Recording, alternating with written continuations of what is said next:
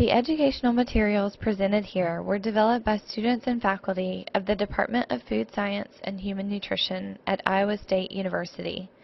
Funding for this project was provided by grants from the American Cancer Society Midwest and the Lance Armstrong Foundation. The materials are intended for educational use and are not meant to provide medical advice. We welcome your feedback about these materials. Please use the evaluation survey link on the homepage to provide your comments and suggestions.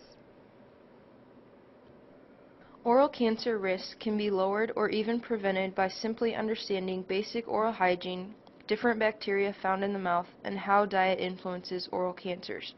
Currently, research is being done on the relationship between diet and oral cancer. Today, I'll share with you some of this research. I'll begin with some background on the oral cavity. According to the National Cancer Institute, the oral cavity includes the lips, gums, teeth, tongue, lining of the cheeks, salivary glands, floor of the mouth, roof of the mouth, soft palate, uvula, oropharynx, and tonsils. The most common target is the lining of the mouth and is commonly referred to as squamous cell carcinoma. The oral cavity is home to millions of species of microbes. Most of these microbes are beneficial and have specific functions inside the mouth.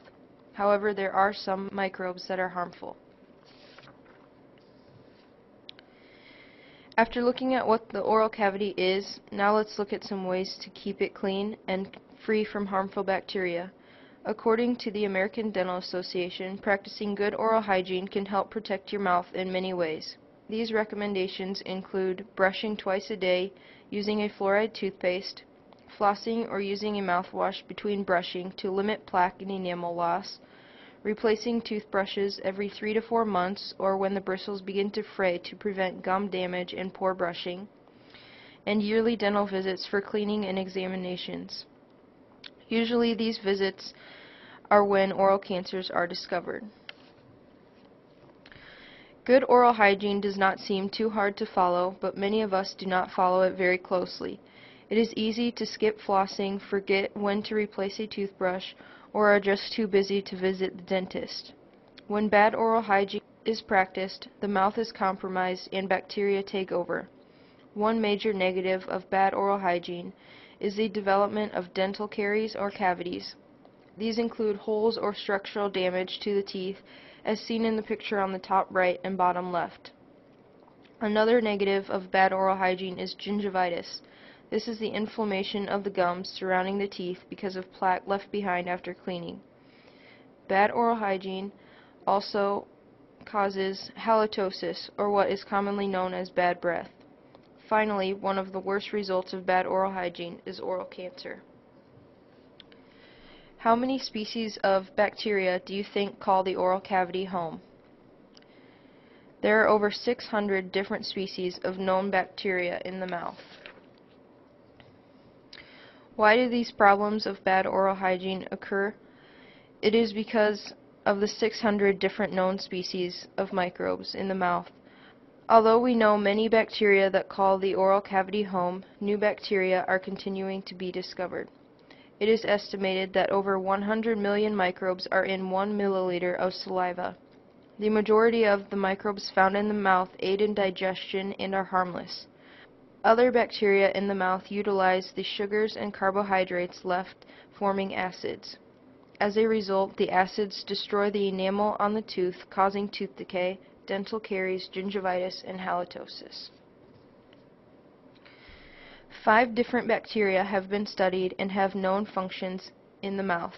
They include Streptococcus mutans, Pyophoromonas gingivalis, Capnocytophaga gingivalis, Prevotella melanogenica, and Streptococcus mitis.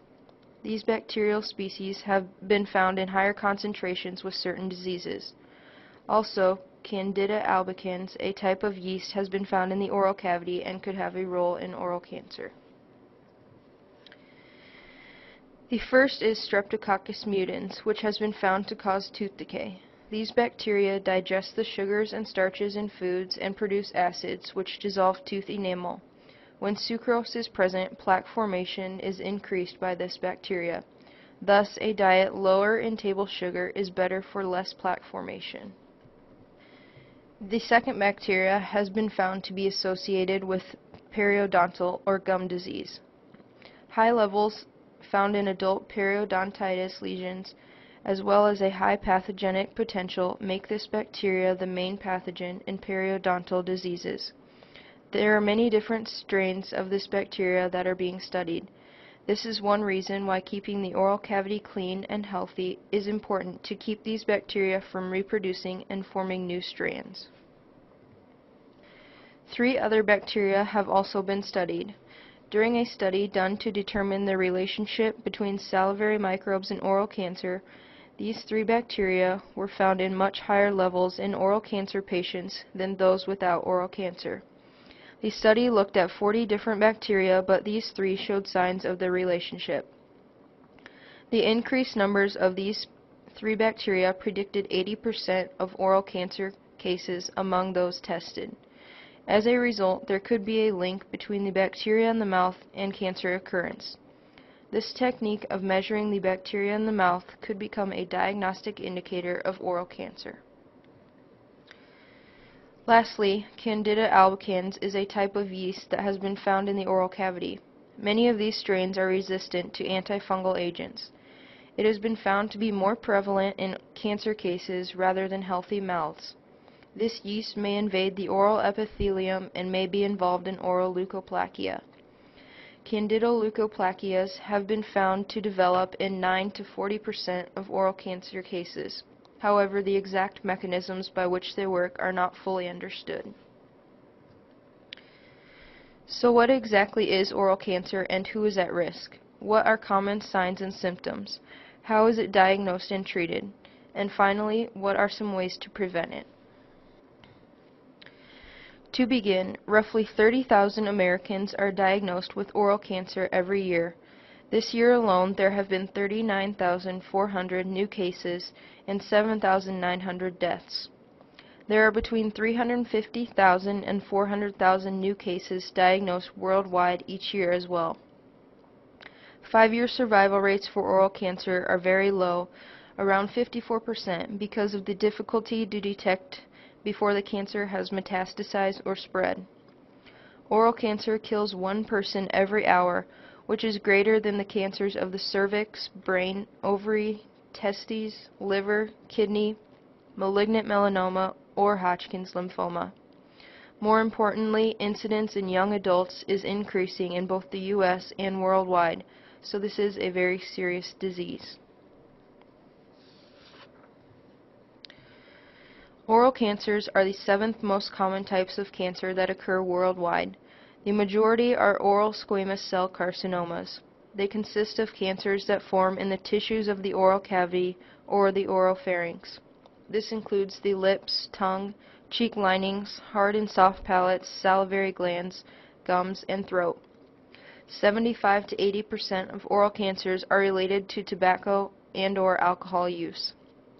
The remaining oral cancers not caused by tobacco or alcohol are typically caused by plaque surrounding the teeth and gums.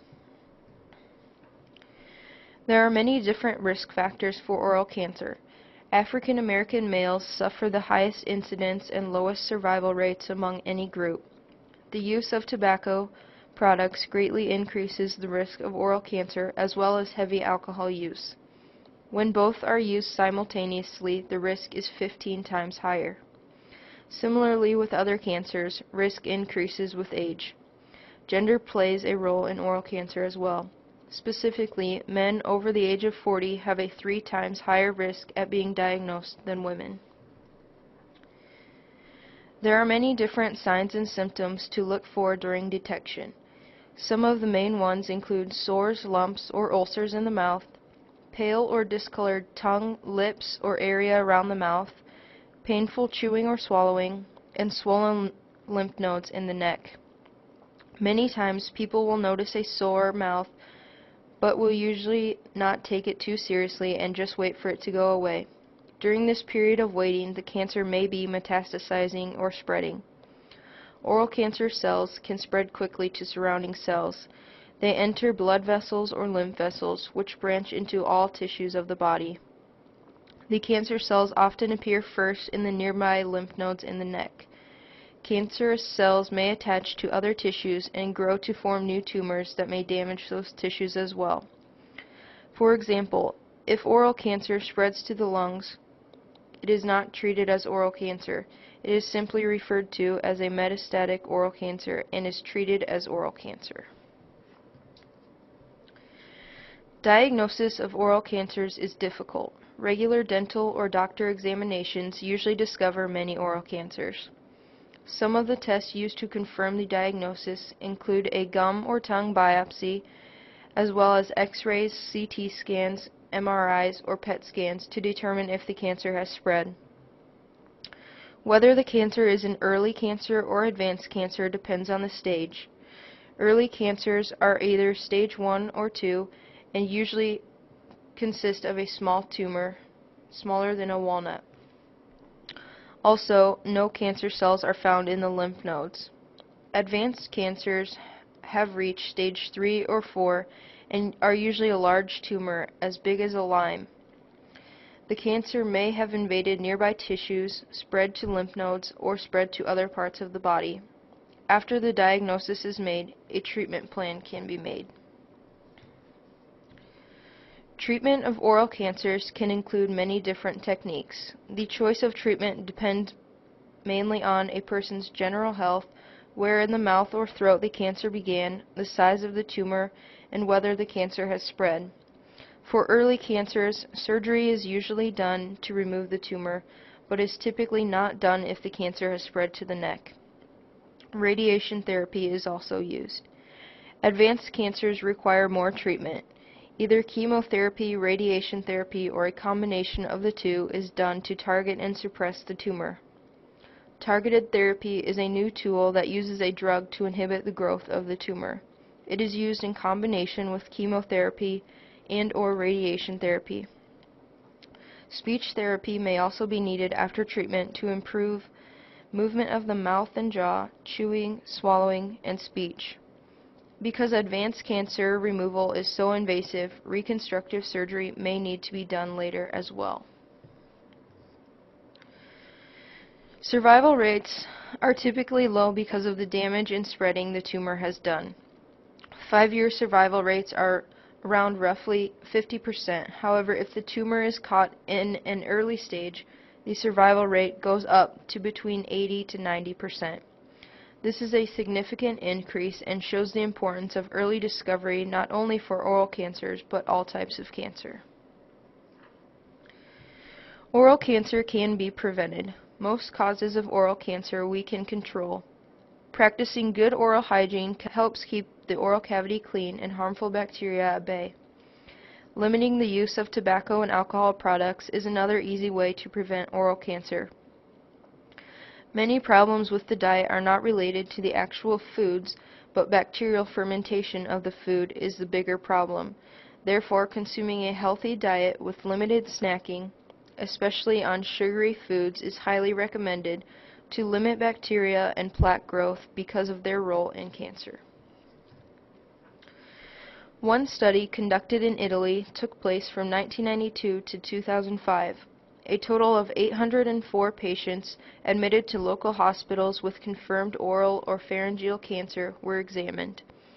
The control group consisted of 2,080 patients admitted to the same hospitals for unrelated reasons. They were then frequency matched for study center location, sex, and 5-year age groups. Each person was given a food frequency questionnaire. 5 major diets were identified, and 29 macronutrients and micronutrients were examined. The diets consisted of an animal product diet, starch-rich, vitamins and fiber, unsaturated fats, and retinol and niacin. Results from the study showed a positive association between animal products and oral cancer.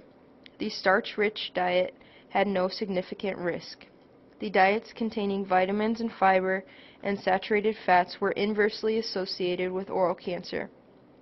This study concluded that a diet rich in fruits, vegetables, cereals, and olive oil had protective effects against oral cancer. This protective diet is very similar to the Mediterranean diet, which is based on high fruits, vegetables, cereals, olive oil, wine, and low in meats and dairy products. Another study performed a meta-analysis of studies done up until 2008. Different food groups were examined to find relationships with oral cancers. The food groups included fruits and vegetables, cereals, meat, fish, and eggs, milk and dairy products, macronutrients, micronutrients, coffee, tea, and flavonoids. Results from the meta-analysis showed an inverse association between fruit and vegetables and oral cancer. In a network of studies from Italy, 20 to 25% of oral cancers were related to low fruit and vegetable consumption. Fish also showed an inverse association with oral cancer occurrence. The more refined cereals may have an increased association with oral cancers. In many studies, meat is related to an increased risk of oral cancers. This can be attributed to the fat and cholesterol content, so meat should be consumed modestly. No significant relationship was found between milk, dairy products, coffee, or tea. Now take a minute to think about which foods increase risk or reduce risk for oral cancer. Which column should the burger go under? Increases risk. Which column should the orange go under? Reduces risk. Which column should the broccoli go under? Reduces risk. Which column should the strawberries go under? Reduces risk. Which column should the white bread go under? Increases risk. Which column should the raspberries go under? Reduces risk. And finally, which column should the steak go under? Increases risk. Oral cancer is a very serious disease that can be prevented. Practicing good oral hygiene is key to help keep the oral cavity clean. Limiting the use of tobacco and alcohol products is also important because these are the causes of most oral cancers. Lastly, eating a well-balanced diet that has protective effects can reduce the risk of oral cancer. This includes a diet high in fruits, vegetables, and fish, and low in high-fat and cholesterol meats, rice, and refined grains. For more information on oral hygiene and oral cancer, these are a few good websites to take a look at.